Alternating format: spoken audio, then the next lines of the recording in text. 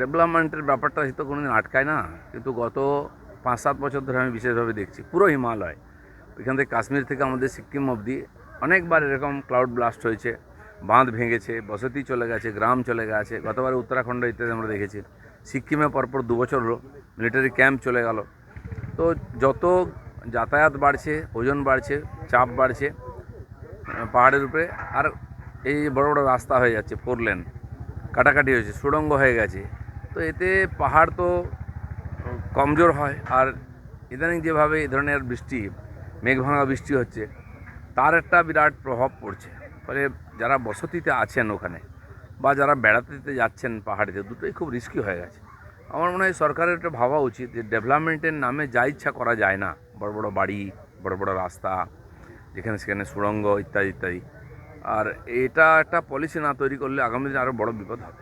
খুব ভালো ডিসিশান নিয়েছেন মুখ্যমন্ত্রী। এটা বন্দে মাতরম গাওয়া, আর এই পশ্চিমবাংলা থেকে বন্দে মাতরম শুরু হয়েছে, আর পশ্চিমবাংলার একটা ইউনিভার্সিটিতে বন্দে মাতরম হবে না, দেশের বিরুদ্ধে স্লোগান হবে, এটা তো অনুমতি দেওয়া যায় না। সেই জন্য আমরা লড়াই ঝগড়া না করে সাধারণ মানুষকে আর দেশপ্রেমে উদ্বুদ্ধ করার জন্য সারা দেশ জুড়ে যেমন চলছে, আমরা এখানে তিরঙ্গা যাত্রা করেছি, ঠিক সেরকম বন্দে মাতরম ভাবে মাধ্যমে দেশভক্তি জাগুক, এটা আমরা চাই পরবর্তী প্রজন্মের প্রতি। বন্দে মাতরম বলতে গিয়ে আমাদের এখানে ছেলেরা গুলি খেয়েছে, ফাঁসিতে গেছে, সেই শহীদদের প্রতি সম্মান আর দেশের প্রতি ভক্তি, এটা তো বন্দে মাতরমের মাধ্যমেই উজাগর হয়। এই যে যারা মাননীয় প্রধানমন্ত্রী যে শব্দ প্রয়োগ করেছেন, দিমাগি নকশাল, এই যে দিমাগি নকশালরা, এরা ঘুম পোকার মতো আমাদের সমাজকে শেষ করছে, তাই বেরিয়ে আসছে মুখ থেকে। আর প্রকাশ্যে দাঁড়িয়ে গরু মাংস খাওয়ার মতো বুদ্ধিজীবী আমাদের বাংলায় আছেন, তাদের দিন শেষ হয়ে আসছে। আমি তো বলবো এটা খুব ভালো সংকেত, আমি স্বাগত করছি। জাতীয় সঙ্গীত গেয়েছেন, বন্দে মাতরম গান, এবং যাদবপুর ইউনিভার্সিটির যে সম্মান রক্ষা করুন, সেটাকে যেন দেশ বিরোধীদের আখড়া হতে দেবেন না। কোনো সংঘর্ষ কারোর সঙ্গে নেই আমাদের। এপিডিআর কেন হয়েছিল, কী ব্যাপার, তার ইতিহাসও আপনারা জানেন, আর কোথায় আছে সেটাও জানেন। কয়েকজন বেঁচে আছে, তারা ওই নামটা নিয়ে প্রচার করছে। মিডিয়ায় কিছু লোক তাদের হিতৈষী আছেন, তারা ডেকে তাদেরকে জায়গা দেন, নাহলে সমাজে কোনো জায়গা নেই ওদের। আগে ওরা খোঁজ নিয়ে দেখুক কতজন ছাত্র টিএমসির সঙ্গে আছে। যে পার্টির ভবিষ্যৎ নাই, ছাত্ররা তার সঙ্গে নিজের ভবিষ্যৎকে যুক্ত করবে। সেজন্য এইসব মক ফাইট চলবে কেবল আপনাদেরকে আর একটু বাইট দেওয়ার জন্য, যাতে আপনারা সময়টা কাটাতে পারেন দিন। আর তো কোনো চর্চার বিষয় নাই। সরকার এত সুন্দর কাজ করছে, আপনি খালি প্রশংসা করেন, সেটাও খারাপ হবে। সেই জন্য কিছু টেস্ট চেঞ্জ করার জন্য খবর তৈরি হবে, সেটা আপনাদের লাভ হবে, আর কারো লাভ হবে না। এটা ভালো কথা, রাজনৈতিক পার্টি নির্বাচনের প্রস্তুতি করবে, করা তো উচিত, কিন্তু কাকে নিয়ে করবে?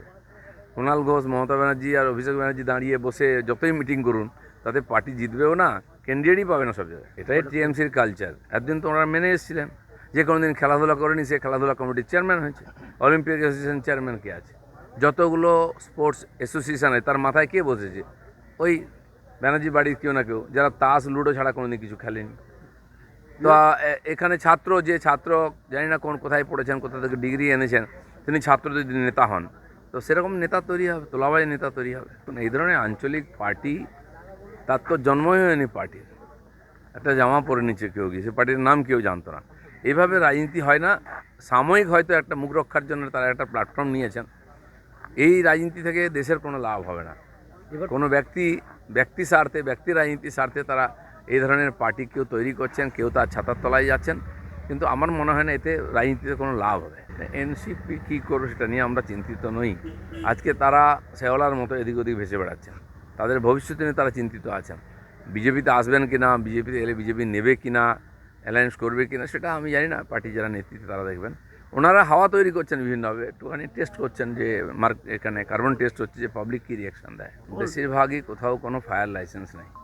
কলকাতায় যত পুরনো বাড়িতে দেখুন ব্যবসা হচ্ছে, হাতের কাজ হয়, মোজার ফ্যাক্টরি, গেঞ্জি ফ্যাক্টরি হয়েছে, বাড়িটাই অসুরক্ষিত, সেখানে এই ধরনের বহু লোক যাচ্ছে, কাজ হচ্ছে, মেশিন চলছে।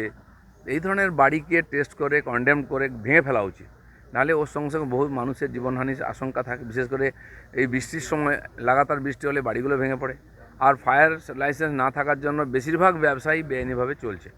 আমি ক্যাবিনেটেও চর্চা হয়েছে এটা, আমি বলেছি, এটা আমার তরফ থেকে সাজেশান ছিল যে 2 মাস সময় দিন, বা যেটা ঠিক হবে, দিয়ে সবাইকে বলে দিন যে কী কী ডকুমেন্ট চাই, আর তারা সেটা জমা দিন। প্লাস ডিপার্টমেন্টের অফিসাররাও 6 মাস ধরে ডকুমেন্ট নিয়ে বসে আছে, টাকা খাচ্ছে, তারা লাইসেন্স দেয় না। অনেক হোটেলকে বন্ধ করে দেওয়া হয়েছে, তার তার দায়ী নয়, তারা সমস্ত জমা দেওয়ার পরে তারা লাইসেন্স পায়নি। তো সরকারি দপ্তর থেকেও জিনিসটাকে ফাস্ট করা হোক যে এক সপ্তাহের মধ্যে ইনকোয়ারি করে তাকে লাইসেন্স দিতে হবে, তার সব কিছু আছে কিনা। তা নাহলে কী আছে, এর সমাধানও হবে না। আর এখন পুজোর আগে যদি আমরা ব্যবসায়ীদের ডিস্টার্ব করি, যারা নিজের পয়সা লাগিয়ে রিস্ক নিয়ে ব্যবসা করছে, তারা তো সরকারের জন্য ক্ষতিগ্রস্ত হচ্ছে। সরকারি ডিপার্টমেন্ট যারা এটা দেখেন তাদেরও সক্রিয় হতে হবে এবং একটা সময় বেঁধে দিতে হবে, তার মধ্যে সবাইকে লাইসেন্স নিতে হবে।